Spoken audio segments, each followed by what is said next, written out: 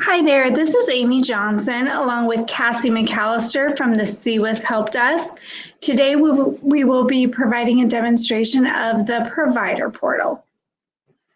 Before we actually get directly into the provider portal, I want to give some basics about using and logging into the system. The Jarvis program is a DHS system that requires certain browsers. So you need to be using Google Chrome or Firefox, and within those browsers, you need to have your pop-ups allowed for the Jarvis site. There are functions in the provider portals that generate a pop-up window that requires entry, and so if you have your system set to disallow pop-ups, you're going to run into trouble straight away. When you first get access to the provider portal, you're going to get an email from the CWIS Help Desk that gives you your user ID, the password, a hyperlink into the Jarvis system, and a user guide. So when you click that hyperlink, this is the screen you're going to see. The first time you log in, enter your account ID and password, and then click Account Details. Doing this will display an account management page where you need to click the Change Baseline button and then identify the baseline questions. This is a function of Jarvis security, so if you're ever on the phone with someone and need to unlock your Jarvis system because your password is failing, these are the questions that they will ask you. So once that's done, you can go back and log in as you normally would. And the forgot password function will then be usable. So if you click your forgot password, you can enter your account ID, and then an email will come to you with a temporary replacement password. So that allows a little bit of self-service around some of the common issues in Jarvis. Once you log into the provider portal, you're going to see a screen that looks like this, and this is within the Jarvis system. For demonstration purposes today, we are logged in as a contractor user. Your name, once you're set up as a user, will display in this section next to this gray and white silhouette. So when you log in, based on the username and password that you enter, you're identified as this person in the system. It's very important that each user have their own login because there are certain activities that the system tracks as having occurred that are attributed to a user. So when you first get into the system, if you need to utilize the provider portal guidance document, it can be found by clicking the My Links button on the toolbar at the top of the screen. Provider portal user guide, clicking that pops open a new window, and you'll see that document appear. So if you're out and about somewhere away from your hard copy of this, you always have it at your fingertips for reference. We are going to be working through this document, through this presentation today. So if everybody has a copy of that, they can take some notes during the presentation as we go through it. So we're going to start at, we've covered page 1. We're going to start on page 2 with search. So in order to work within the system, the first thing you need to do is load a child. So click the provider portal icon on the far left-hand side of the screen, and then click the search tab. When both of those are blue, your search screen will appear.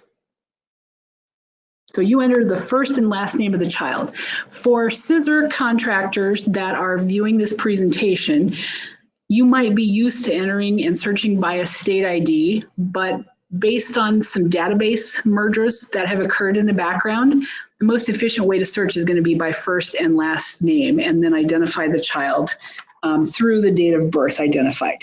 So today for demonstration, our child is John Jones. And when I click search, all I need to do is find the John Jones with the correct date of birth. So this is our test system, and even in our test system, we have 70 John Joneses. If you have a very common name, you're going to have greater search results. Now note, as I clicked search, the search results appeared in a pop-up window. So this is going to be your first indicator that your pop-up blocker might be on if you don't see this pop-up window come up. And if that's the case, in Google Chrome, there's going to be a little indicator there that says pop-up blocked. If you click that, it'll take you right to settings and you can disable that. So make sure pop-ups are enabled. So we are looking for John Jones with the date of birth 8/25/02, and there he is. In order to load him, click the select button. And once you've done that, you'll be transported into John Jones's case in the provider portal. The placement and services list is the first thing that appears. And we are at the bottom of page 2, where it starts adding a new placement or service. In order to do that, click the new entry button on the side of the screen. The common functions in the provider portal will be anytime you need to add a new entry into a selection. It's always on the black toolbar on the right-hand side. So for demonstration purposes today, we're going to flip onto page 3, click the new entry button, and the pop-up will display requiring entry into the system. I'm going to go to full screen here to see the whole pop-up. We're going to add a safety plan service. These drop-down selections are dynamic based on what is selected. So for our provider agency, you're going to see several display when I do the drop-down, but when you use it, only your agency will display. So today I'm going to be 4 Oaks. The site that I'm going to select for scissor placements, you're going to identify the physical location of the child. So it's usually going to be indicated by city. So Cedar Rapids, Iowa City, Marion, you'll see those are listed. For RRTS providers, it's going to be the specific foster home. And as you scroll down, you'll see those. And for safety plan services and FSRP services, you're going to select the contract area that you're serving. So for our demonstration, we're going to pick Cedar Rapids Service Area North, and that's indicated here. By making that entry, the service type that's going to be available for selection is going to be limited only to safety plan and FSRP services. So you see when we've selected 4 Oaks, it shows what 4 Oaks provides under the site location. And then once you select a site, the service type only displays what's available at that site. I want you to watch the screen as I add safety plan service as the service type, because what you're going to see are these 3 questions, and these are applicable only to placements. They're going to disappear when I select safety plan services. So those 3 questions aren't answered for FSRP or safety plan, so they're gone and not required to be answered. The referral source, when you select this, is going to be DHS or JCS. The other 2 selections of the screen are applicable only to other situations. So for scissor and FSRP and safety plan services, only select DHS or JCS. And I'm going to pick DHS and myself. And then my service start date. When you do this, you're going to be entering real time. So if you got a safety plan service referral yesterday, maybe you're going to come in the next day and do the entry. But for demonstration today, I'm going to pick March 1st. The service is ongoing at this point in the scenario, so I'm not going to enter a service end date. And my miscellaneous notes, I can enter anything that might be applicable to this placement. Quite often there's nothing there, but if there is something that needs to be entered, feel free to do so. When I click Save, I'm going to get the green success ribbon at the top of the page. And then I'm going to see populated to the grid the entries that I just made. So at this point in time, do a quick visual assessment, make sure everything is correct. 4 Oaks, Cedar Rapids Service Area North, Safety Plan Services, DHS, 3/1. 2019 is the start date, and there's currently no end date. If I realize I've made an error, now's the time to change it. I can click the blue paper and pencil icon to view that pop up again and make any changes. So I'll give an example. I've selected the Cedar Rapids Service Area North. Oh dear, that's wrong. I need to select South. I can go in and I can change it to South by changing that selection.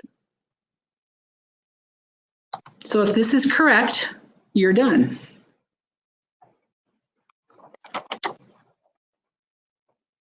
On page 4, there are descriptors of errors that are present in the system to inform users if something is trying to overlap something else. So this system is set up so that services cannot overlap services and placements cannot overlap placements. So at this point in time, I have open safety plan services that started 3/1 of 19. If I try to enter an FSRP case, I'm going to throw in an error. So I'm going to select Four Oaks again and Cedar Rapids North, and I'm going to put in FSRP this time, DHS, myself as the worker, and a start date of 4/1. And this could legitimately be true. No notes are applicable, so I'm going to click Save. But because I haven't entered the end date for the safety plan service, the system's going to generate an error. And this says Cedar Rapids Service Area North safety plan services are open with Four Oaks. So this is my guide to be able to identify which agency I might need to contact to close that service so I can make my FSRP entry. Now in this scenario, I'm trying to enter Four Oaks and Four Oaks is showing on the screen.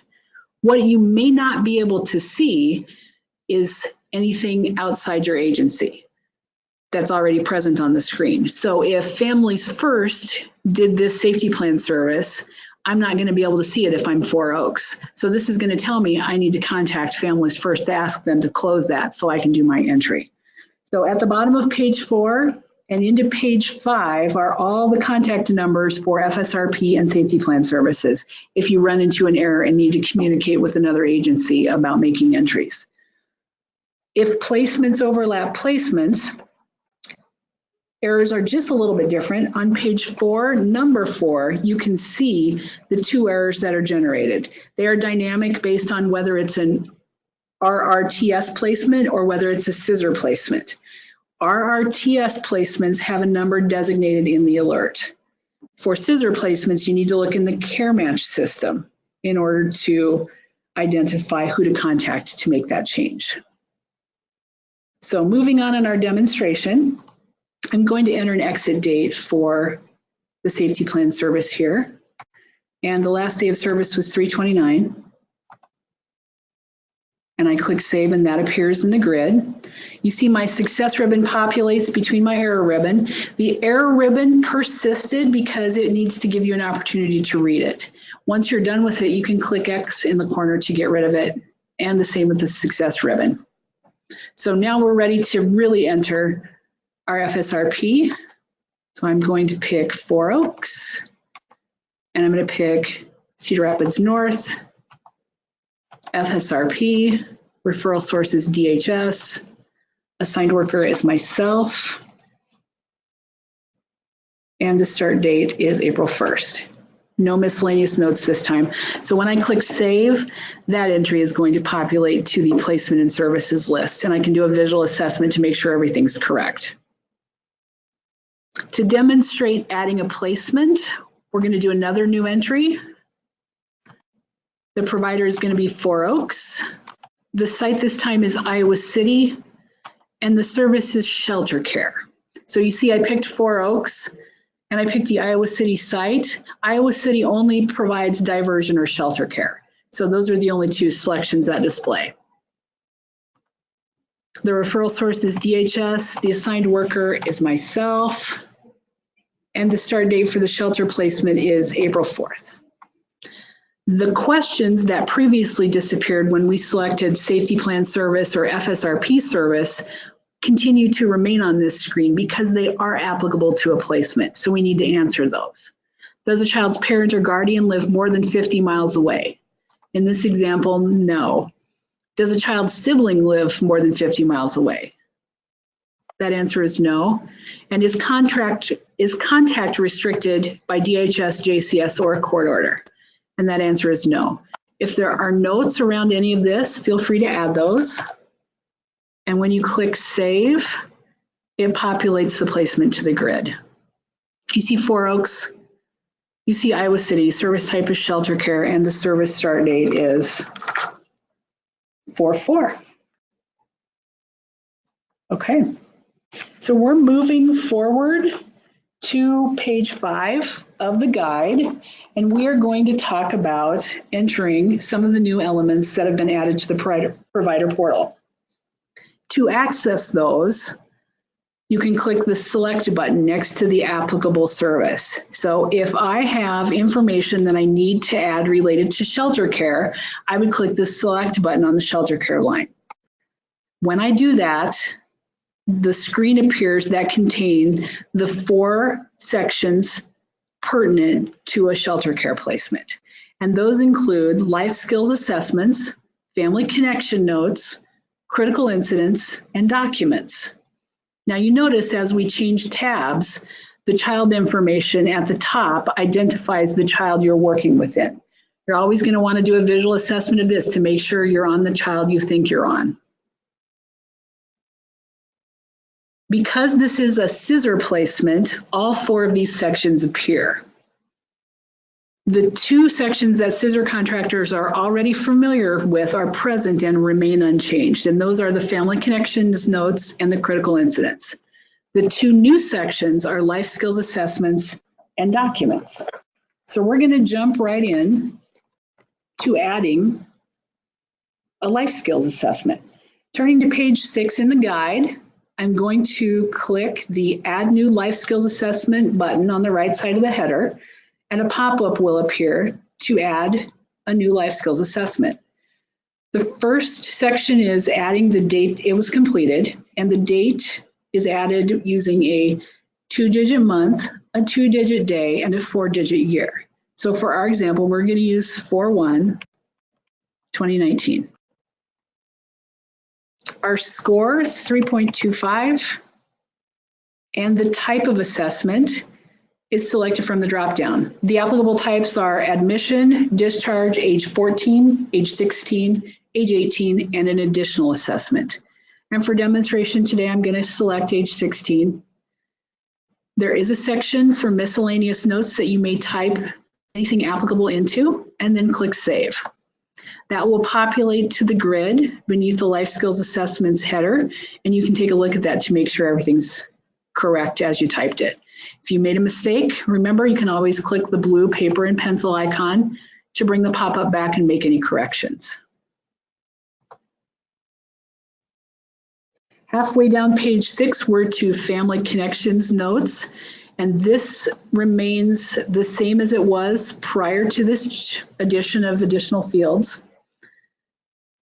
These are monthly summaries, so I'm going to enter January of 2019. I'm going to enter the frequency of non-face-to-face contacts with the parent or guardian, the frequency of face-to-face contacts with the parent or guardian, and the frequency of contacts with the sibling. I'm also going to enter any miscellaneous notes applicable, and then click Save. That summary that I've just added will appear into the grid. You can do a check, make sure everything's okay. If it's not, click the blue paper and pencil icon. Critical incidents continue to function the same way, and we are flipping now to page 7 of the guide. Enter the date and time of the incident. I'm going to select 4/1/2019 at 8:00 a.m. and then the date and time reported to the assigned worker. 9:00 a.m. And then the date time created is something that the system generates based on the time you create this critical incident. And then you would select the type of critical incident, and these 4 are the applicable types. I'm going to select a police call. And then this is where you add a detailed narrative description of the incident or agency response. When you click the Save button, the system will automatically generate an alert via email to the assigned DHS or JCS worker. And that is the worker that was identified on the drop-down when you entered the case.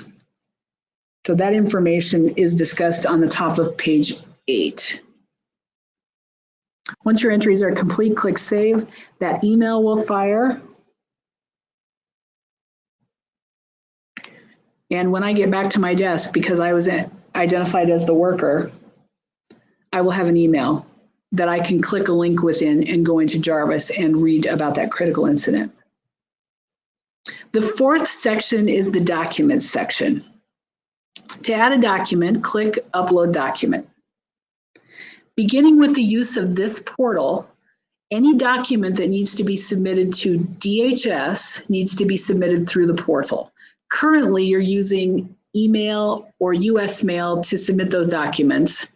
And now, because the portal is in place, this is the only acceptable way to upload that document. This is only applicable to DHS. JCS workers need to continue to receive documents through the traditional methods of email or US mail. There's no estimate that JCS will be added to this portal, so keep in mind this is only for submission to the DHS worker. For this section, with the pop-up up, we're going to look at the next couple of pages at the same time. So it starts on the middle of page 8 and continues on page 9 and 10. On page 10, there is a chart for standardized naming, and that needs to be used when adding documents to the portal so that we can view these in an organized way. So this is a shelter care placement that we're working under, and we are going to type the display name of service plan and the date of the document, 4/1/19. The next document type field is a drop-down where you can select service plan from that. So if you note page 10 under shelter care, if you're going to submit a service plan, you type the display name as indicated and service plan is indicated. The other types of documents that are submitted for both SISR and FSRP and safety plan services are indicated with what should be selected. There's a spot for comments where you can add any comments about the document that you're uploading. And then the drop files box, you can drag and drop documents onto that, or you can click it to pick a document from your computer. The types of documents that can be uploaded are limited to PDF, TIFF, and JPEG. They also must be smaller than 50 megabytes. If you try to enter a document that's not one of those file types, you're going to get an error, and that's shown on the bottom of page 9. That will warn you that you haven't used one of the selected file types and your upload won't be successful. So keep an eye on that. So for today, I'm going to click this to bring up a file that I can select from my computer. So you can select where it's located and then select the document that you wish to select and then click open. That document will populate to that drop files box. And so you can do an assessment, make sure everything you've typed is correct. Is this the right document? Is it beneath 50 megabits in size? It'll show you right there the size of it. And then if you've got the wrong one, you can click remove file and you can click it again to pick a different one. Once you're sure and you're ready to go, you're going to click the upload documents button. When you do that, you're going to see a quick progress indicator here, and then it's going to flash to the grid. And there it is in the grid. You see the username and the uploaded date are system generated. So the username is going to pull from whoever was logged in, and the uploaded date is going to be generated by the date the system registered the upload. Document type is what you selected from the dropdown, and the name is what you selected from, or it's what you typed in from the naming conventions on page 10. So there are your 4 sections. In order to navigate back to the service list, you can click the Placement Service tab, and once that's blue, the Placement Services list will appear. If you have a document to upload under a different line, so for instance, the Family Safety Risk and Permanency Services line, say I've got a report ready to upload for that, you can click Select and it will display those sections for the FSRP case. Only life skill assessments and documents are applicable to FSRP and safety plan cases, so those are the only 2 that will appear. when you upload that document, keep in mind the DHS worker is going to receive an email notification.